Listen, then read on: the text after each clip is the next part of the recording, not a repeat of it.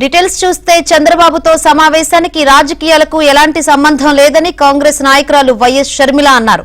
తమ సమావేశంలో రాజకీయాలపై ఎలాంటి చర్చ జరగలేదన్నారు. చంద్రబాబు ఇంటికి వెళ్లిన షర్మిల తన కుమారుడు రాజారెడ్డి వివాహానికి చంద్రబాబు కుటుంబాన్ని ఆహ్వానించారు. వైఎస్ఆర్ తో తనకున్న స్నేహం అనుబంధం గురించి చంద్రబాబు గుర్తు చేసుకున్నారన్నారు.